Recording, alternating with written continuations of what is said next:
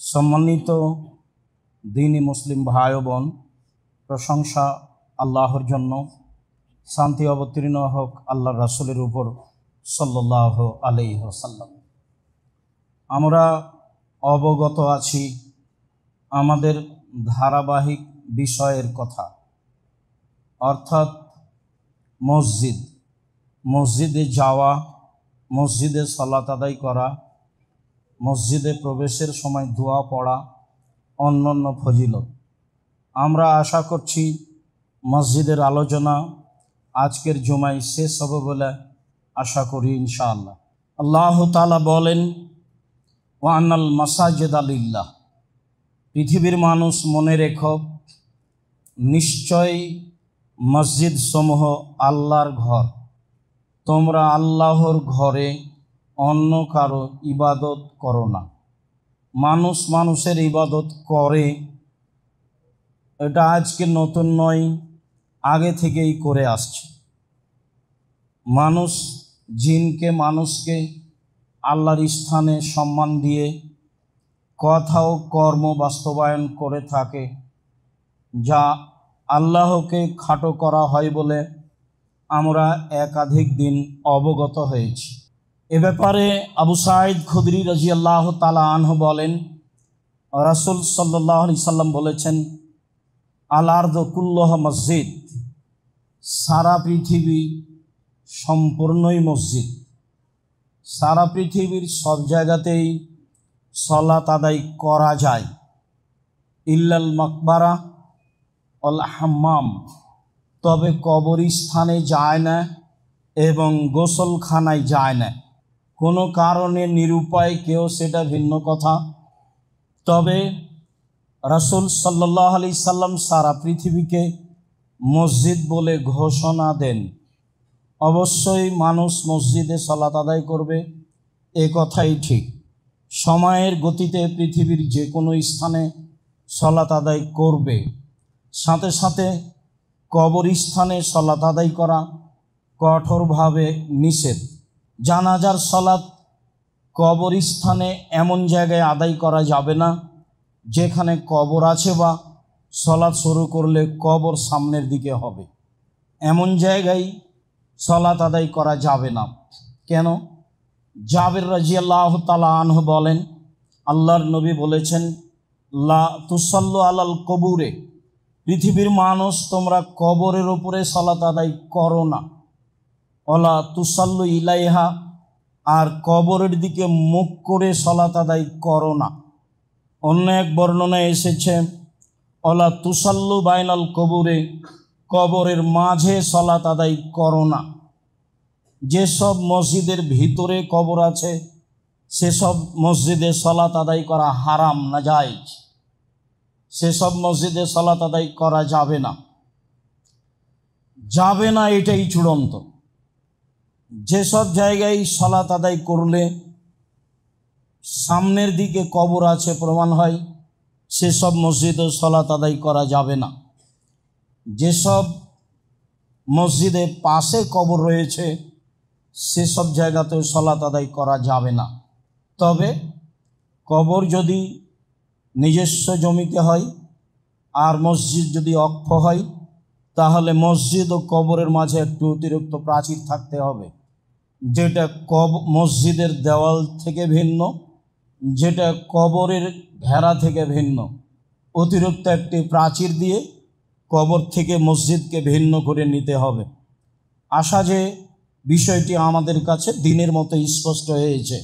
ভবিষ্যতে কোনো দিন কোনো জায়গায় যদি সালাত আদায় করে নিই, তারপরে বুঝতে পারি যে অত্র মসজিদে কবর আছে, বা পাশে কবর আছে, বা সামনে কবর আছে, তাহলে সেই সালাত আবারও পড়তে হবে। ভালোভাবে মনে রাখতে হবে। আপনি মনে রাখবেন, আরও দিনই ভাই বোনকে বলবেন। যত দিন কথা স্মরণ থাকবে ততদিন আর একজনকে সময় সুযোগে বলতে থাকবেন। এটাই আল্লাহর নবীর আদেশ। আশা যে সকলেই পালন করবেন। ঢাকা শহরের অনেক মসজিদের ভিতরে কবর আছে, যা আপনাদের জানা কথা।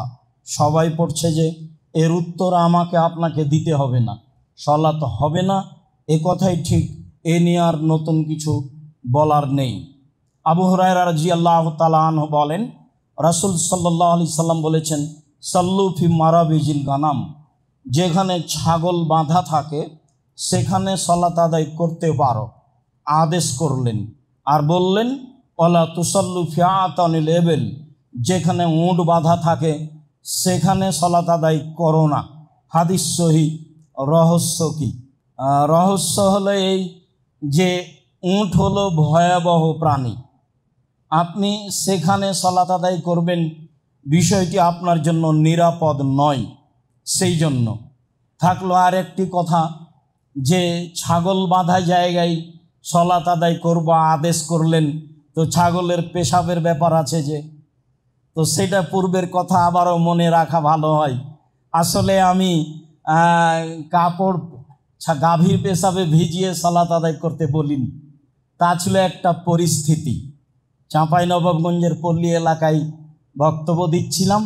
মহিলারা সাধারণত বাড়ির পিছন দিকে সমতল জমিতে পেশাব করতে বসে, পানি ছিটে এসে গায়ে কাপড়ে লাগে। এই কাপড়ে সালাত হবে না, কেননা মানুষের পেশাব ভয়াবহ, মানুষের পেশাবের কারণেই কবরের শাস্তি হয়, এ কথা আল্লাহর নবী বলেন। পক্ষান্তরে হালাল পশু প্রাণীর পেশাবের কথাটা বলা হয়েছিল এইভাবে, যা মৌলিক উদ্দেশ্য ছিল না। একাধিক হাদিস রয়েছে যে আল্লাহর নবী ওই লোকগুলোকে বললেন, যাও তোমরা সাদাকার উট যেখানে বাঁধা আছে ওখানে যাও, ওখানে থাকো, উটের দুধ খাও, পেশাব খাও। তা ছিল ওরানা ওকাইল গোত্রের লোকেরা। ওদের মদিনার আবহাওয়া অনুকূলে হয়নি, পেট ফুলে গেছিল, তখন তিনি তাদেরকে উটের পেশাব খেতে বলেছিলেন আর দুধ খেতে বলেছিলেন, যাতে তারা ভালো হয়ে গেছিল। অবশ্যই অপবিত্র হলে পৃথিবীর এত বড় মানুষ খেতে বলতেন না। হাদিস বুখারী মুসলিম।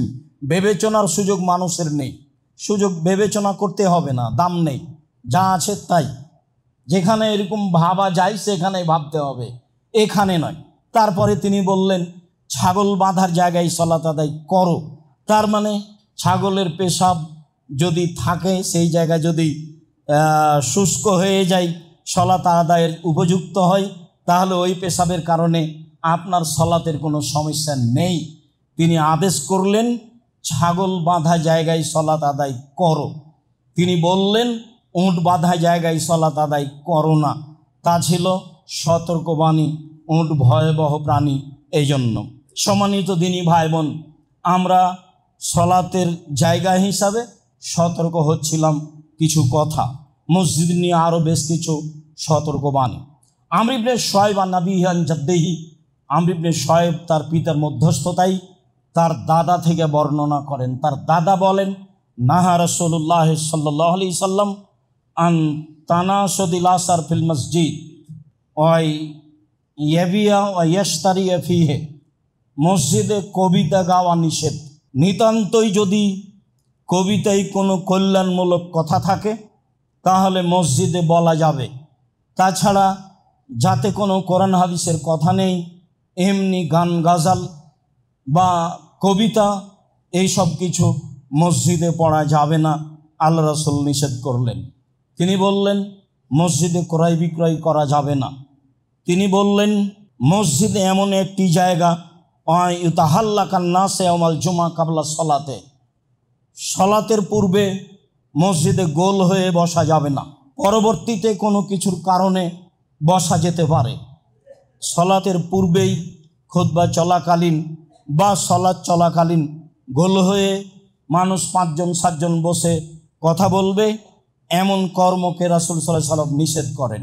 আবু হুরায়রা রাদিয়াল্লাহু তাআলা আনহু বলেন, রাসূল সাল্লাল্লাহু আলাইহি সাল্লাম বলেছেন, এজা রাআইতুম আইয়াবিয়া আয়াবতা ফিল মসজিদ ফাকুলু লা আরবাহাল্লাহু তিজারাতাক, তোমরা যদি কাউকে দেখতে পাও মসজিদে কোনো জিনিস কিনছে বা বিক্রি করছে, ক্রয় বিক্রয় করছে, তাহলে তোমরা উত্তর দিবা, আল্লাহ যেন তোমাদের ব্যবসায় বরকত দান না করেন। এটা আপনাকে বলতে হবে, এটা আদেশ, যেন তোমার এই ব্যবসায় আল্লাহ বরকত না দেয়।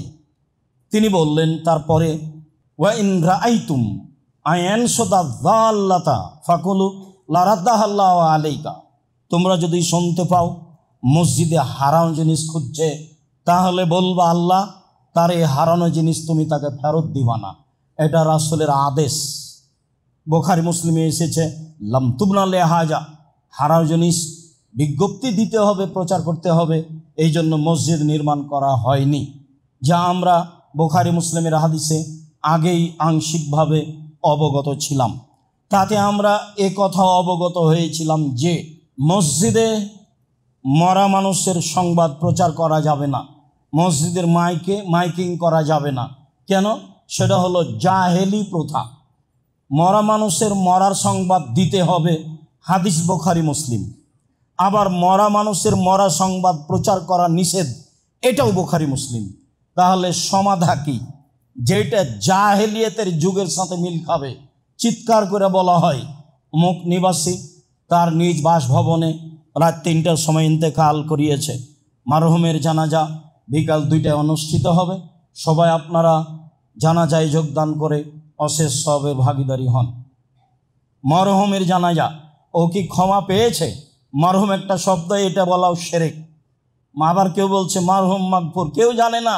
আন্ধা কো আন্ধা পড়াতা হয়, যে বলে সেও অন্ধ, যে শুনে সেও অন্ধ, দুইজনই সমান। যে মারা গেছে তাকে মাগফুর মারহুম বলা যাবে না, এতটুক বলা যাবে আল্লাহ তাকে ক্ষমা করো, গাফার আল্লাহু লাহু, আল্লাহ তুমি তাকে ক্ষমা করো, রাহেমাহুল্লাহ, আল্লাহ তুমি তার প্রতি দয়া করো, এমন কথা বলা যায়। মাইকিং করে প্রচার করা চিরদিনের জন্য নিষিদ্ধ। এটা হারাম, এটা কুসংস্কার, জাহেলিয়াতের যুগের নীতি। সারা দুনিয়ার মানুষ যদি তার মরার মাইকিং করে তবুও তা বৈধ হবে না, তো অবশ্যই হারাম, তো অবশ্যই নিষিদ্ধ।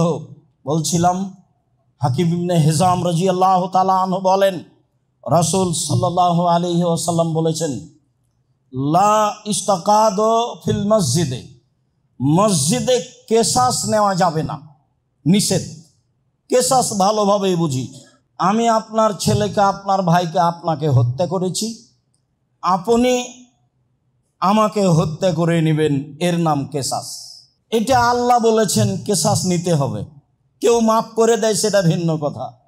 বারবার একটা কথা ধাক্কা খাচ্ছে এই পর্যন্ত বলতেই, ইতিমধ্যে কয়েকবার মাথায় ধাক্কা খেল।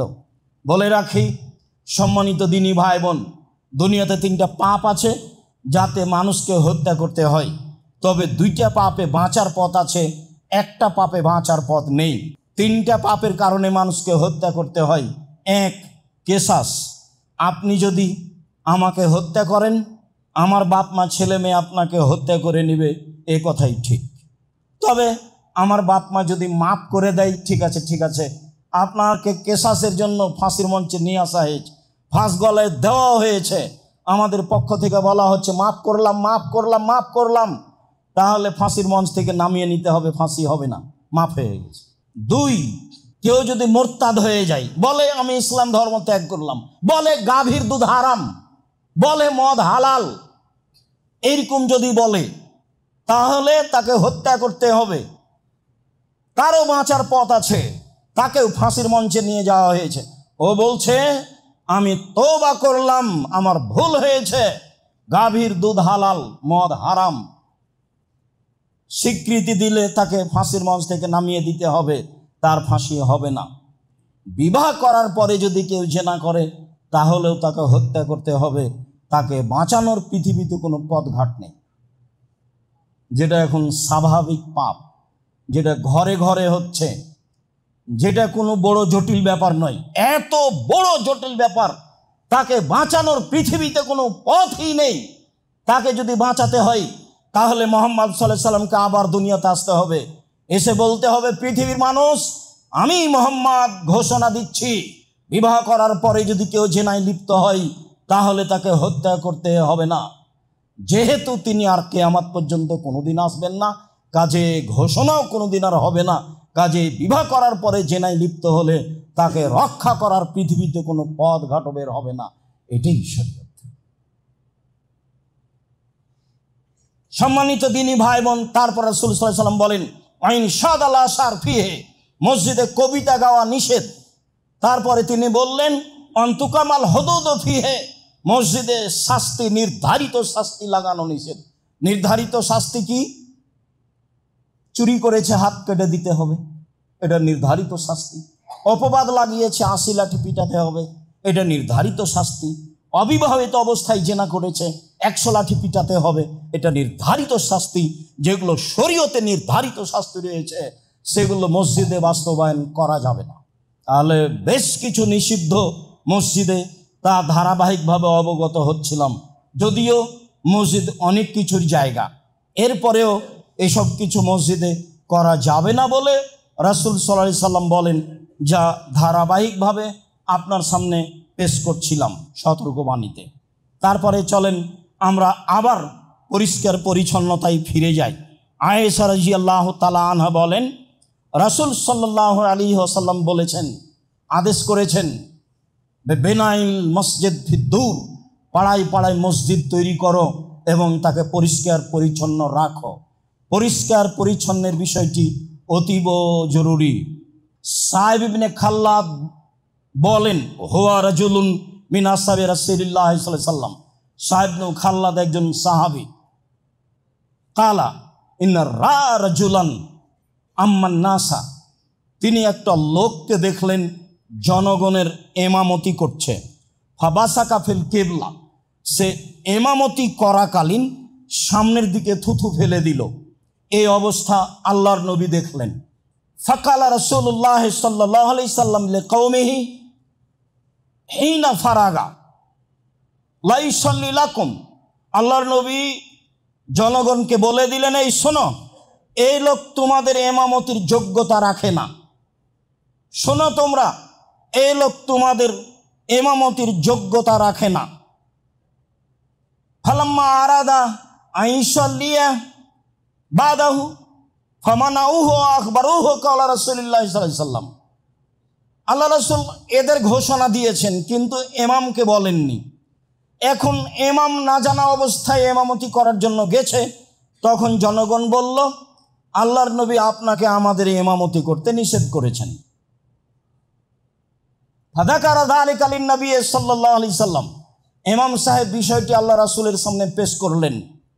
তাতে আল্লাহ রাসূল বললেন, নাম, হ্যাঁ, আমি তোমার ইমামতি নিষেধ করেছি। বর্ণনাকারী বলছেন, আমি মনে করছি আন্নাহু কালা ইন্নাকা আযাইতাল্লাহ রাসূলাহু, আরে তুমি কি ইমামতি করবা? তুমি আল্লাহকে কষ্ট দিয়েছ, তুমি তার রাসূলকে কষ্ট দিয়েছ, সামনের দিকে থুথু ফেলো মানে? আল্লাহর নবী এই পর্যন্ত বলেছেন তাকে, আরে তুমি কি ইমামতি করবা? তুমি সামনের দিকে থুথু ফেলে আল্লাহকে কষ্ট দিয়েছ, আল্লাহর রাসূলকে কষ্ট দিয়েছ।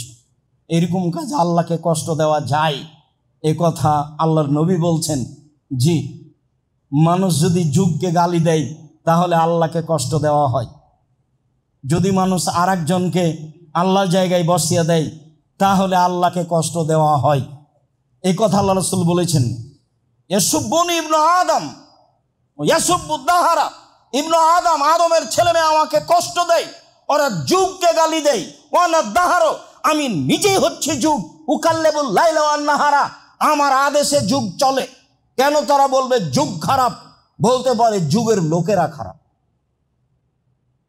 তারা কেন বলবে যুগ জামানা খারাপ? এ কথা কেন বলবে? যুগ জামানা তো আমি নিজেই, আমার আদেশে যুগ জামানা চলে। যুগ জামানা খারাপ মানে আমি খারাপ, আমার আদেশ খারাপ। বলতে হবে যুগ জামানায় বসবাস করে যারা, তারাই খারাপ। এই কথা রাসূল সাল্লাল্লাহু আলাইহি সাল্লাম বললেন। আনাস রাদিয়াল্লাহু তাআলা আনহু বলেন, রাসূলুল্লাহ সাল্লাল্লাহু আলাইহি সাল্লাম নকাতা ফিল মসজিদ ফাশাক্কা যালিকা আলাইহি, একদা আল্লাহর নবী মসজিদে দেখলেন শিকান বা ময়লা পড়ে আছে, এটা তার কাছে খুব ভারী মনে হলো। ফাশাক্কা আলাইহি, এটা তিনি খুব ভারী মনে করলেন। সুম্মা কামা, তারপরে তিনি দাঁড়ালেন। ফাহাক্কাহু বিয়াদিহি, নিজ হাতে ময়লা পরিষ্কার করলেন। আল্লাহ নবী নিজেও মসজিদ পরিষ্কার করেছেন, নিজ হাতে মসজিদ পরিষ্কার করলেন। লোকের অভাব ছিল না, আবু হুরায়রা আছেই, পেট ভাত্তা মাওলানা, মসজিদে পেট চাপা দিয়ে পড়ে আছে, মানুষেরা তার গায়ে পা দিয়ে চলে যায়, তারা তার দাম দেয় না। 24 ঘন্টা অপেক্ষা আছেন আল্লাহর নবী কখন কি বলবেন এটা শোনার জন্য। আল্লাহ রাসূল নিজে হাতে পরিষ্কার করলেন, তারপরে বললেন অন্নার রাজুল ফাসাল্লা, মানুষ সালাত আদায় করে, ফাইন্না মাইনাজি রব্বাহু, যখনই সালাত আদায় করে তখন সে চুপে চুপে আল্লাহর সাথে কথা বলে। ফাইন্না রাব্বাহু বাইনাহু ওয়া বাইনাল কিবলা, তার প্রতিপালক থাকেন তার মাঝে আর তার কেবলার মাঝে, তার প্রতিপালক থাকেন তার মাঝে আর তার কেবলার মাঝে। তাহলে সামনের দিকে থুথু দিলে তো আল্লাহকে কষ্ট দেওয়া হবেই, সামনে তো আল্লাহ আছেন। এর অর্থ এই নয় যে আল্লাহ সব জায়গায় বিরাজমান।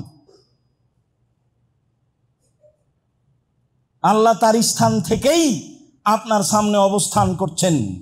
আপনি সামনে থুথু দিলে তাকে কষ্ট দেওয়া হবে, এ কথাই ঠিক।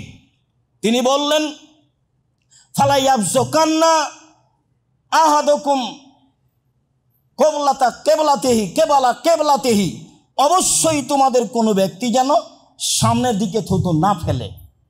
ফালিয়াবসুকান ইয়াসারিহি, প্রয়োজন হলে বামে ফেলবে। আও তাহাতা কাদামিহি, প্রয়োজন হলে পায়ের নিচে ফেলবে। সুম্মা আখাজা রিদাহু তারাফা রিদাইহি, তারপর তিনি তার চাদরের এক পাশ ধরলেন। ফাবাসাকা ফিহে, তার গায়ের চাদরের এক অংশ ধরে সে অংশে থুথু দিলেন। সুম্মা রাদ্দা বাজুহালা বাজিন, তারপর একটা আর একটার সাথে জড়িয়ে এইভাবে হাত দিয়ে ডলে দিলেন, একটা আর একটার সাথে জড়িয়ে এইভাবে হাত দিয়ে ডলে দিলেন। তিনি বললেন ওয়া ফালো হাকাদা, অন্যথায় এমনটা করবে। তাহলে বাম দিকে তো এখন থুথু ফেলা যায় না, মসজিদ তো যা হওয়ার তাই। পায়ের নিচেও থুথু ফেলা যায় না, মসজিদ তো যা হওয়ার তাই। তাহলে এখন কি করতে হবে? রাসূলের শেষ কর্ম যেটা, সেটাই কিয়ামত পর্যন্ত বলবৎ থাকবে। আপনার পকেটে টিস্যু থাকবে, হাতে টিস্যু থাকবে, রুমাল থাকবে। রাসূল সাল্লাল্লাহু আলাইহি সাল্লাম দেখালেন যে রুমালে থুথু দিয়ে দিলেন, দিয়ে এটা হাত দিয়ে ডলে দিলেন। আপাতত রুমালটাকে এভাবে ডলে দিয়ে অথবা টিস্যুটাকে ডলে দিয়ে নিজের জায়গা মতো রাখবেন, এই কথা আল্লাহ রাসূল বললেন এবং নিজে দেখালেন। কিয়ামত পর্যন্ত মসজিদ পরিষ্কার রাখতে হবে, তার একটা সুন্দর নিয়ম দিলেন মুহাম্মদ সাল্লাল্লাহু আলাইহি সাল্লাম। উমামা বাহেলি রাদিয়াল্লাহু তাআলা আনহু বলেন, রাসূল সাল্লাল্লাহু আলাইহি সাল্লাম বলেছেন, ওরেজাত আলাইয়া আমালা উম্মতি হাসানুহা সাইয়্যুহা, আমার উম্মতের সব পাপ সব নেকি আমার সামনে পেশ করা হলো। সবচেয়ে যেটা ভালো নেকি সেটা রাস্তা থেকে কষ্টদায়ক জিনিস সরিয়ে দেওয়ার নেকি। রাস্তাঘাট বন্ধ করা চিরদিনের জন্য নিষিদ্ধ, হরতাল কিয়ামত পর্যন্ত হারাম। রাস্তাঘাট বন্ধ, কোনো এমপি মন্ত্রীর জন্য রাস্তাঘাট বন্ধ রাখা কিয়ামত পর্যন্ত নিষেধ। খুব ভালোভাবে মনে রাখবেন, একাধিক হাদিস, দুই একটা নয়। আর যেখানে রাস্তার গন্ডগোল হবে সেটাও হবে ডবল, এটাও তার আদেশ। রাস্তার গন্ডগোল হলেই তা ডবল হবে। তাহলে সেই কালে মরুভূমির মানুষ, আরে সবই রাস্তা, সারা পৃথিবী বিরান পড়ে আছে আজও। যান ১৫০০ বছর পরে গিয়ে দেখেন সারা পৃথিবী ফাঁকা, গোটা দেশ ফাঁকা, ঘন্টার ঘন্টা গাড়ি চলে, কোনো বাড়ি ঘর নেই। রাস্তার সমস্যা তো আমাদের দেশে, ঘনবস্তি। মনে হচ্ছে যে তিনি আমাদের দেশে, আমাদের বাড়ি, আমাদের এলাকা দেখেছেন, দেখে এরকম আদেশ করছেন, ভাবে মনে হচ্ছে। সম্মানিত দিনী ভাই বোন, তিনি বললেন আমার কাছে সবচেয়ে যেটা খারাপ পাপ পেশ করা হলো সেটা হলো মসজিদে ময়লা পড়ে আছে, তা পরিষ্কার করা হলো না। এই পাপ আমার কাছে সবচেয়ে খারাপ। পরিষ্কারের বিষয়টি খুব ভালোভাবে যারা আপনারা মসজিদের তদারকি করেন, দেখাশোনা করেন, সভাপতি হিসাবে, মুতাআল্লি হিসাবে, সেক্রেটারি হিসাবে, মসজিদে ঢোকার সাথেই আপনি বারান্দা থেকে দেখা শুরু করবেন মসজিদের অবস্থা কি, ঝকঝকে হয়ে আছে কিনা, পরিষ্কার ঠিক আছে কিনা, মাদুর ঠিক মতো আছে কিনা, সব কিছু সাজানো গোছানো কিনা, সব আপনাকে তদন্ত করতে হবে। এর নাম দায়িত্বশীল। সম্মানিত দিনী ভাই বোন, মসজিদে ঢুকলে দুয়ার কয়েকটি পদ্ধতি। ওসাইদ রাদিয়াল্লাহু তাআলা আনহু বলেন, আল্লাহ নবী বলেছেন, এজা দাখালা আহাদুকুমুল মসজিদা ফালিয়াকুল আল্লাহুম্মা আফতাহ আবওয়াবা রাহমাতিক। এটা তিনি আদেশ করলেন, কেউ যদি মসজিদে ঢুকে তাহলে সে যেন বলে আল্লাহুম্মা আফতাহ আবওয়াবা রাহমাতিক, তোমার রহমতের দরজা আমার জন্য খুলে দাও। ওই যা খারাজা মিনহু, আর যখন বের হবে ফালিয়াকুল, সে জন্য বলে, আল্লাহ নবী আদেশ করলেন, আল্লাহুম্মা ইন্নী আসআলুকা মিন ফাজলিক, আমি তোমার অনুগ্রহ চাচ্ছি। ব্যবসা বাণিজ্য, দোকান খুলছি, টাকা পয়সা বেশি করে দাও, দোকানে লস হয় না যেন। সলাতে এসেছিলাম, দরজা রহমতের খুলতে বলেছি, আর এখন যাচ্ছি, বলছি ফাজল দিয়ে দাও। দোকান খোলার সাথে সাথে যেন মানুষজন আসে, বিক্রি হয় যেন বেশ। মনে একটু ভাববেন, ও তো ফাজল, ও তো এভাবে বুঝেননি, কোনোদিন খেয়াল করেননি। মানে এখন তো চলে যাচ্ছি, ফাজল চাচ্ছি। ফাজল কি? ব্যবসা বাণিজ্য, টাকা পয়সা, জমি জায়গা, গরু ছাগল, আহাল পরিবার, যার নাম সম্পদ তার নাম ফাজল। মসজিদ থেকে বের হয়েছে, এখন সে ফাজল অনুগ্রহ করব, খুঁজবো, তল্লাশি চালাবো কোথায় আছে তার ফাজল অনুগ্রহ। বহুবার বলেছি বসে থেকে খাবেন না, ছেলের উপার্জন খাবেন, এটা যেন মাথায় না আসে। যতদিন কাজ করে খেতে পারবেন ততদিন কাজ করে খাবেন, এ কথাই ঠিক। নিজ হাতে উপার্জন করে খেতে শিখুন। সবচেয়ে উত্তম খাদ্য দাউদ আলাইহিস সালাম নিজ হাতে উপার্জন করে খেতেন। আল্লাহ রাসূল তার অনেক প্রশংসা করেছেন। বলছিলাম, আব্দুল্লাহ ইবনে আমর ইবনে আস রাদিয়াল্লাহু তাআলা আনহু বলেন, কানান নবী সাল্লাল্লাহু আলাইহি সাল্লাম ইজা দাখালা ইয়াকুলু, আল্লাহর নবী মসজিদে ঢুকলে বলতেন, এবার তার নিজ কর্ম, তিনি বলতেন, আউযু বিল্লাহিল আযীম ওয়া বিওয়াজহিল কারীম ওয়া সুলতানিহিল কাদীম মিনাশ শাইতানির রাজীম। মহান আল্লাহর কাছে আশ্রয় চাচ্ছি, মহান আল্লাহর সম্মানিত মুখের মাধ্যমে আশ্রয় চাচ্ছি, ক্ষমতাধার সত্তার রাজত্বের মাধ্যমে আশ্রয় চাচ্ছি বিতাড়িত শয়তান হতে। এইটুকু বললেই শয়তান তখন বলে, ফাকাত বারিয়া মিন্নি সায়রাল ইয়াউমে, ও বেঁচে গেছে আমার থেকে সারা দিনের জন্য, ও বেঁচে গেছে আমার থেকে সারা দিনের জন্য, সারা দিন আমি তার ক্ষতি করতে পারবো না। আল্লাহর নবী ঢুকলে এই কথা বলতেন। আগেরটা হলো আদেশ, আল্লাহ রাসূল আদেশ করেন, এবার তিনি নিজে বলছেন, আউযু বিল্লাহিল আযীম ওয়া বিওয়াজহিল কারীম ওয়া সুলতানিহিল কাদীম মিনাশ শাইতানির রাজীম। দুয়ার বইটা পড়বেন, দিন রাত বলছি, যাওয়ার সময় বইগুলো নিয়ে যাবেন। আপনি আসল সদস্য, আপনি জামিয়া সালাফের 1 নম্বর সদস্য। আপনার সাথে আমার কত আন্তরিকতা তা আপনাকে আমি বুঝাতে পারি না। মানুষের কোটি কোটি টাকা, তাকে টাকার যত দাম আছে, আপনার 10 টাকার আমার কাছে তার চেয়ে অনেক বেশি দাম আছে। দেশের সবচেয়ে বৃহৎ প্রতিষ্ঠান চলে আপনার 10 টাকার মাধ্যমে, অবাক হতে হয়। যার কারণে মাঝে মধ্যে শুকরিয়া আদায় করে সিজদা করি। মাসে 40 লাখ টাকা লাগে জামিয়া সালাফে বেতন। যখন তখন আরবি মেহমান অবস্থান করেন। এই যে কালকে গেলেন 3 জন আরবি মেহমান, লক্ষ লক্ষ টাকা তাদের পিছনে খরচ আছে। মদিনার খুব বড় বড় বিদ্বান কয়েকজন, তার মধ্যে একজন আসছেন 12 তারিখে, অনেক পয়সা খরচের ব্যাপার আছে। জামিয়া সালাফে এইগুলোকে ভারী মনে করে না। আল্লাহর বিশেষ রহমত, 519 জন ইয়াতীম অসহায় মানুষ আছে। যার কারণে আমি মনে করি আপনার 10 টাকার আমার কাছে অনেক দাম আছে। জামিয়া সালাফিয়া সরকারি অনুদানে চলে না, জামিয়া সালাফিয়া বিদেশি সহযোগিতায় চলে না, জামিয়া সালাফিয়া কোনো বিত্তশালী দিয়ে চলে না। এদেশের একটা ভিন্ন ধরনের প্রতিষ্ঠান, যেখানে প্রায় 5000-এর অধিক ছেলে মেয়ে পড়াশোনা করে, যেখানে 300 জনের অধিক শিক্ষক শিক্ষিকা আছে, যেটা আপনার আমার 10 টাকা দিয়ে চলে। সম্মানিত দিনী ভাই বোন, যার কারণে আপনি আসবেন 200 টাকা, 500 টাকা, 100 টাকা, 2000 টাকা হাতে করে, যাওয়ার সময় একটা ইতিসাম পত্রিকা নেবেন, একটা দুয়ার বই নেবেন, একটা কিছু বই নিয়ে আরেকজনকে দিবেন। আপনার 2 টাকাই আমার কাছে 2 কোটি টাকার স্থানে আছে। আপনাকে আমি বুঝাতে অক্ষম, হয়তোবা যার কারণে আপনি না বুঝেই চলে যান, এমনটা হতে পারে, যেটা আমি চাইনি। ফাতেমা রাদিয়াল্লাহু তাআলা আনহা বলেন, দাখালান নবী সাল্লাল্লাহু আলাইহি সাল্লাম ও সাল্লাল্লাহু নবী সাল্লামা, আল্লাহর নবী মসজিদে ঢুকে দুরূদ পড়তেন। এই কথা ফাতেমা রাদিয়াল্লাহু তাআলা আনহা বলেন। তারপরে তিনি বলতেন, রব্বিক ফিরিলি জুনুবি, হে আমার প্রতিপালক আমাকে ক্ষমা করো, ওয়াফতাহলি আবওয়াবা রাহমাতিক, তোমার রহমতের দরজা আমার জন্য খুলে দাও। বের হওয়ার সময় তিনি এটাই বলতেন। তবে বের হওয়ার সময়তে শেষ শব্দটা হলো ফাজলিক, এখন যাচ্ছি, তুমি আমার ফাজল অনুগ্রহ দিয়ে দাও।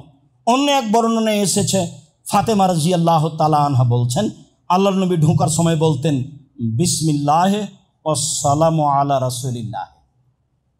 তাহলে সব মিলে কি হবে? সব মিলে হলো এই, প্রথমে যেটা আছে, যেটা আদেশ, সেটা পড়েন, সমস্যা নেই, যেটা দিন রাত পড়ছেন। এরপরে যদি আপনি পড়তে চান তাহলে এভাবে, বিসমিল্লাহ ওয়াসসালামু আলা রাসূলিল্লাহ, আউযু বিল্লাহিল আযীম অবিওয়াজহিল করিম ও সুলতানিহিল কাদিম মিনাশ শাইতানির রাজিম রব্বিক ফিরলি জুনুবি অফতাহালি আবু আবা রাহমাতিক। এই হলো ঢোকবেন, আবার বের হবেন তখন এইটা বলা যায়। যদি ভারী লাগে আগে যা বলছিলাম তাই বলবো ইনশাআল্লাহ। আল্লাহুম্মা সাল্লি আলাইহি আল্লাহুম্মা বারিক আলাইহি। আলহামদুলিল্লাহি ওয়াহদা সলাতু ওয়াসসালামু আলা মান লা নাবিয়্যা বাদা। বুরায়দা রাদিয়াল্লাহু তাআলা আনহু বলেন, রাসূল সাল্লাল্লাহু আলাইহি সাল্লাম বলেছেন, বাশশিরিল মুসাইনা ফিদ দুলামি ইলাল মাসাজিদ। মুহাম্মদ সাল্লাল্লাহু আলাইহি সাল্লাম পৃথিবীর মানুষকে সুসংবাদ দিয়ে দেন, যারা রাতের অন্ধকারে মসজিদে যায় বিচারের মাঠ তাদের জন্য পূর্ণ আলো থাকবে। পৃথিবীর মানুষ রাসূলের এই কথা মনে রাখা ভালো হবে। আল্লাহর নবী বলেন, পৃথিবীর মানুষ সুসংবাদ গ্রহণ করো, রাতে যারা অন্ধকারে পায়ে হেঁটে মসজিদে যাও তোমাদের জন্য বিচারের মাঠ থাকবে পূর্ণ আলো। আবু হুরায়রা রাদিয়াল্লাহু তাআলা আনহু বলেন, আমি রাসূল সাল্লাল্লাহু আলাইহি সাল্লামকে বলতে শুনেছি, ইজা যা মসজিদে হাজা, কেউ যদি আমার এই মসজিদে নববীতে আসে, লা ইয়াতিহি ইল্লা লিখাইরিন, আসে কল্যাণের জন্য, ইউআল্লিমুহু আও ইয়াতাআল্লামুহু, কিছু কথা শিখে না হয় শিখায়, কিছু কথা শিখে কোরআন হাদিস না হয় শিখে। হুয়া বে মানজিলাতিল মুজাহিদ ফি সাবিলিল্লাহ, আল্লাহর পথে জিহাদ করলে যে নেকি হয়, মসজিদে এসে একটি হাদিস একটি আয়াত শিখলে বা শিখালে সে নেকি হয়। এই কথা মুহাম্মদ সাল্লাল্লাহু আলাইহি ওয়াসাল্লাম বলেন। ওমান জালে গায়রিহি, কেউ যদি এছাড়া অন্য কোনো উদ্দেশ্যে আসে, ফাহুয়া বে মানজিলাতির রাজুলে ইয়ানজুরু ইলা গায়রি মাতাইহি, সে যেন ওই মানুষের মতো যে অন্য মানুষের ব্যাগ বক্তার দিকে খালি তাকায়, যে লোকটার ব্যাগটা কত বড়, লোকটার ব্যাগে যে কি কি আছে বোঝা গেল না। মনে হয় আল্লাহ নবী কি বললেন? আল্লাহ নবী বললেন, কেউ যদি মসজিদে এসে একটা আয়াত পড়ে বা পড়ায়, তাহলে সে আল্লাহর পথে জিহাদ করলে যে নেকি হয় সে নেকি পাবে। আর যে ব্যক্তি এরকম কোনো কাজে মসজিদে আসে না, সে হলো অন্যের ব্যাগ বক্তার দিকে তাকানোর মতো। তো একটা মানুষের ব্যাগের দিকে আমি তাকালাম, লাগেজের দিকে তাকালাম, তারপর কি হবে আমার? কিছুই না। মানে আমার মসজিদে আসার পিছনে একটা উদ্দেশ্য থাকতে হবে। একটা হাদিস শিখবো, না হয় কাউকে শিখাবো, না হয় একটা আয়াত পড়বো, না হয় একটা পড়াবো। উকবা ইবনে আমির রাদিয়াল্লাহু তাআলা আনহু বলেন, খারাজা রাসূলুল্লাহ সাল্লাল্লাহু আলাইহি ওয়াসাল্লাম ফি আহলি সুফফা, একদা আল্লাহর নবী বাড়ি থেকে বের হলেন। আমরা মসজিদের সুফফাদের আহলু সুফফাদের সাথে বসেছিলাম, যাদের লজিং ছিল না, যাদের কাপড় চোপড় পরার মতো ছিল না, এদের সামনে বসে আছি। আল্লাহ রাসূল বললেন, এসেই আইয়ুহব্বা আহাদুকুম আইয়াকদুআ ইলা বাথনা বিল আকিক ফায়াতি বিনাকাতাইন কাওমাইনে বেগাইরে ইসমিন আলা কাতি রাহিমিন। সঙ্গী সাথী শোনো, কেউ যদি বাথা বাজারে যায়, কেউ যদি কথার কথা ঢাকা কাওরান বাজারে যায়, গিয়ে দুইটা উট পায় মোটা তাজা, এমনিতেই, চুরিও নয়, আঘাত করেও নয়, ডাকাতি করে নেই, এমনিতেই পাই, তাহলে সে যাবে কি? সেদিকে এটা ভালোবাসে? তো সাহাবীগণ বলছেন, আল্লাহ রাসূল কুল্লুনা নুহিব্বু যালিকা, সবাই ভালোবাসি, সবাই ভালোবাসি, কে না চায় না? এরকম ভাবে যদি পাওয়া যায় তাহলে তো বিশাল ব্যাপার, ও তো ৩-৪ লাখ টাকা দাম লাগবে। হ্যাঁ, খুব ভালোবাসি। তখন আল্লাহ রাসূল বলছেন, আফালা ইয়াকদু আহাদুকুম ইলাল মসজিদ, তোমাদের কেউ মসজিদে যেতে পারে না? ফায়াকরা আয়াতাইনে, মসজিদে গিয়ে দুটা আয়াত পড়বে। খায়রান মিন নাকাতাইনে, দুইটি আয়াত দুইটা দামি লাল উটের চেয়ে বেশি, 3 আয়াত 3টা লাল দামি উটের চেয়ে বেশি, 4 আয়াত 4টা লাল দামি উটের চেয়ে বেশি। যত আয়াত পড়বে তত উটের চেয়ে বেশি। হাদিস বুখারী মুসলিম। কি বিচার করবেন?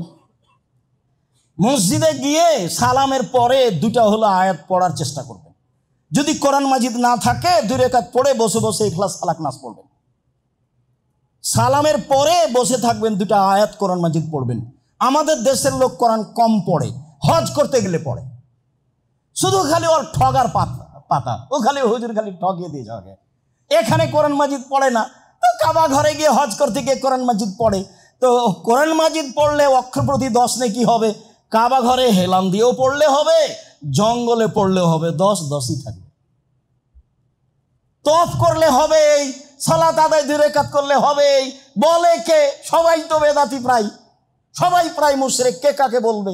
তখন এরা কোরআন মাজিদ ধরেছে ওখানে গিয়ে, আর বাকিগুলো বলছে চলো মদিনায় গিয়ে 40 ওয়াক্ত। এ হলো হজ। এরা কোরআন আর ওরা হলো মদিনায় গিয়ে 40 ওয়াক্ত। এই নিয়ে হজ, টাকাটা এবারে 16 আনাই লস। এখানি লস হয়ে গেছে ঢাকা হাজি ক্যাম্পে। আমি বুঝাতে অক্ষম। সম্মানিত দিনী ভাই বোন, রাসূল সাল্লাল্লাহু আলাইহি ওয়াসাল্লাম এভাবে বললেন, মসজিদে কোরআন মাজিদ পড়তে অভ্যাসী হই। আলোচনার শেষে চলে আসলাম। আবু হুরায়রা রাদিয়াল্লাহু তাআলা আনহু বলেন, রাসূল সাল্লাল্লাহু আলাইহি সাল্লাম বলেছেন, মান নাফাসাল মুমিনিন কুরবাতান মিন কুরাবিদ দুনিয়া নাফাসাল্লাহু আনহু কুরবাতান মিন কুরাবি ইয়াউমিল কিয়ামা। কেউ যদি কোনো মানুষকে, দুনিয়াতে বিপদগ্রস্ত মানুষকে যদি উদ্ধার করে, তাহলে আল্লাহ তাকে বিচারের মাঠে উদ্ধার করবেন। এ ওয়াদা আল্লাহর নবী করেছেন। তিনি বলেছেন, ওমা ইয়াসসারা আন মুমিনিন ইয়াসসারাল্লাহু আলাইহি ফিদ দুনিয়া ওয়াল আখিরাহ।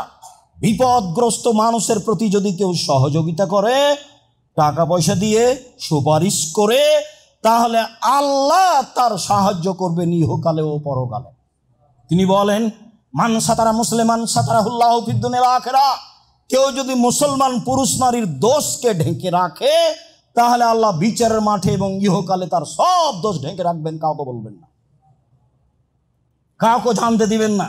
তাই তো আমি বলি, ওই সাংবাদিক আসলেই বলি যে আপনার রুজির কোনো পথ নাই দুনিয়াতে, এই পথ আপনি বাছাই করেছেন। সাংবাদিক সাহেব, আপনার রুজির আর দুনিয়াতে আল্লাহ পথ দেয়নি। আপনার কাজই তো হচ্ছে মানুষের দোষ ত্রুটি উদ্ঘাটন করার লেখা। কেমনে রুজি হালাল হতে পারে? কাজটাই হারাম। সঠিক তথ্য হলেও যেই তথ্য মানুষের মান সম্মানের ব্যাপার, সেই তথ্য প্রকাশ করা কঠিনভাবে নিষেধ। রাসূল সাল্লাল্লাহু আলাইহি ওয়াসাল্লাম এটাই বলেছেন। তিনি বলেছেন, আল্লাহু ফিনাল বিমাকান আল আব্দু ফি আনাকিহি। অতক্ষণ পর্যন্ত আল্লাহ মানুষের সাহায্যে থাকে যতক্ষণ পর্যন্ত মানুষ মানুষের সাহায্যে থাকে। মানুষের উপকারে থাকবেন, কোনো সময় ক্ষতিতে থাকবেন না। যা করেছে করেছে সব মাপ, যা বলেছে বলেছে সব মাপ। জীবনে প্রতিশোধ নেবেন না। বহুদিন বলেছি, প্রতিশোধের পাতা ছিঁড়ে দিবেন। যতদিন পর্যন্ত আপনি মানুষের সাহায্যে থাকবেন, ততদিন পর্যন্ত আল্লাহ আপনার সাহায্যে থাকবে। এই কথা মুহাম্মদ সাল্লাল্লাহু আলাইহি ওয়াসাল্লাম বলেন। তিনি বলেন, ওমান সালাকা তারিকান ইয়াতলুবু ফিহি ইলমান সাহালাল্লাহু বিহি তারিকান ইলাল জান্নাহ। কেউ যদি বিদ্যা অর্জনের জন্য বের হয়ে যায়, তাহলে সে জান্নাতে যাবেই। তিনি বলেন, ওমাজতামা কওমুন ফি বাইতিন মিন বুয়ুতিল্লাহ ইয়াতলুনা কিতাবাল্লাহ ইয়াতাদারাসুনাহু বাইনাহুম ইল্লা নাযারাত আলাইহিমুস সাকিনাহ। কেউ যদি মসজিদে বসে বসে কোরআন তেলাওয়াত করে, মসজিদে বসে বসে তাফসির নিয়ে আলোচনা করে, কোরআন তেলাওয়াত করে, ফাজাইলে আমল নয়, বুখারীর দাস হতে হবে, সঠিক কোরআনের তাফসির হতে হবে। মিথ্যা কথা জাতির সামনে পেশ করবেন, জবাব দিতে হবে। পৃথিবীর মানুষ শুনে রেখো, কেউ যদি আমার একটা কথা জানে, সে যেন অন্যকে বলে। পৃথিবীর মানুষ শুনে রেখো, বনি ইসরায়েলের কাহিনী বলে কোনো দোষ নেই। পৃথিবীর মানুষ শোনো, কেউ যদি কোনো কথা আমার নামে বলে, সেই কথা যদি আমার না হয়, তাহলে তার থাকা জায়গায় জাহান্নাম। জুব্বা যত বড় হোক, আলখাল্লা যত বড় হোক, পাগড়ি যত বড় হোক, হুজুর যেটা বলেছেন সেই মুখের কথা যদি রাসূলের না হয়, তাহলে তাকে জাহান্নাম যেতে হবে। এটাই চূড়ান্ত হাদিস, বুখারী মুসলিম। সম্মানিত দিনী ভাই বোন, মসজিদে বসে কোরআন তেলাওয়াত হবে, আলোচনা হবে, বুখারীর দার্স হবে, তাহলে এই জায়গাটুকুকে ফেরেশতা ঘিরে নেবেন। আল্লাহ এইটুকু দয়া রহমত দিয়ে ঘিরে নেবেন। আর যারা পড়বে তাদের ব্যাপারে গৌরব করবেন জিবরাইল, মেকাইল সবার সাথে। দেখো, এদেরকে সৃষ্টি করতে নিষেধ করেছিলে, দেখো না কেমন তারা দার্স তাদরিসের কাজ করে, আমার চর্চা করে, আমাকে চিনা জানার হিসাব করে। এদের তুমি নিষেধ করেছিলে সৃষ্টি করতে। এরপরে বলছেন শেষ বাক্য, মান বাত্তাবিহি আমালুহু লাম ইসরাবিহি নাসাবুহু। যদি কারো কর্ম কাউকে পিছা হটিয়ে দেয়, তার বংশ মর্যাদা তাকে আগে বাড়াতে পারবে না। চৌধুরী নাম দিয়ে আপনি বিচারের মাঠে লাভ করতে পারবেন না, প্রধান দিয়ে আপনি বিচারের মাঠে লাভ করতে পারবেন না। ভাবি বাপ অনেক বড় মানুষ, সেই জন্য আপনার কোনো কাজে আসবে এই কথা নয়। আল্লাহ রাসূল বলছেন, কাউকে যদি কারো কর্ম যদি কাউকে পিছু হটিয়ে দেয়, বংশ মর্যাদা তাকে আগে বাড়াতে পারবে না। এই কথাই ঠিক। সম্মানিত দিনী ভাই বোন, মসজিদে কোরআন তেলাওয়াত করব, মসজিদে দিনই আলোচনা করব, মসজিদে রাসূলের সঠিক কথাগুলি বলার চেষ্টা করব। এটা আমাদের চেষ্টা করতে হবে, নিজ পাড়ায় চেষ্টা করতে হবে, ব্যবস্থা করতে হবে, যারা দায়িত্বশীল তাদেরকে করতে হবে। সম্মানিত দিনী ভাই বোন, আজকে মসজিদের আলোচনা এই পর্যন্ত শেষ করে আমি শেষে আপনাকে আবারও বলছি, আপনি অবশ্যই জামিয়া সালাফের কথাটা মনে রাখবেন। আপনি 500 টাকা, 200 টাকা, 5 টাকা, 1 টাকা হলেও কোটাটায় দিয়ে যাবেন। আপনিই হচ্ছেন আসল ব্যক্তি জামিয়া সালাফিয়ার। কাজে কোনো সময় আপনি নিরাশা হবেন না, মনটা খারাপ করবেন না, মনটা সংকুচিত করবেন না, কম হোক আর বেশি হোক। সাথে সাথে রাসূলের এই বলা কথাগুলি নিজের জীবনে বাস্তবায়ন করার চেষ্টা করবেন। আল্লাহ আমাদের যারা মারা গেছে